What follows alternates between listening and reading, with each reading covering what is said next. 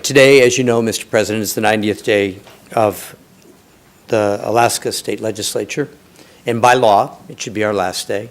But our work is not done, and so we will do what we have done in the past numerous times, and we'll extend our time here. By law, as has been made more than known to the body by my colleague from East Anchorage and J-Bear, we should be paying a full dividend, but maybe by law we won't. And by law, we've passed a bill that would provide, from this body, if it's passed by the other body, would provide $117 in addition to the base student in addition as grants to the base student allocation 2020. By law, maybe that will happen. And by law, we may, according to the Juneau Empire this morning and the comments of Angela Rodell, we may by law pass a percent of market value as part of that. Draw on the earnings reserve by law. We may do that, which maybe we'll pay attention to or maybe not. And no one is absolved of that. We are all part of that choice in a way. But I want to just say that I was reflecting on that when I read the paper this morning. I was looking at the paper, and I wasn't sure I was going to say anything today, but I felt I should.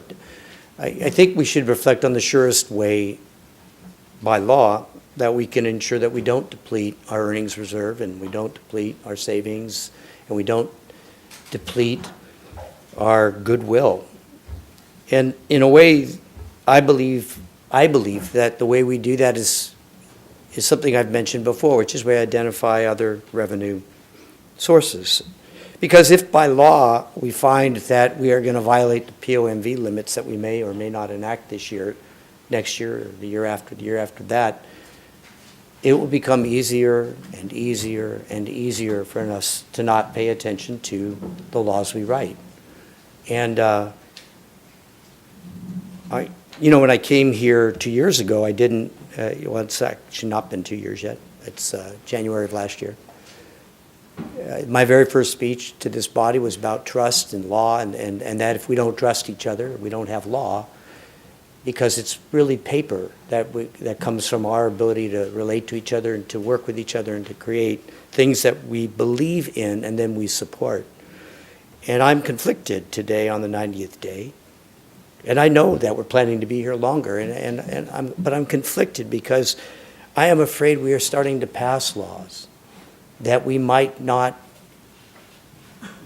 be able to support in later years. And so I'm hoping that over the next however many days, we'll come to a solution that will actually help us to abide by the very laws we pass.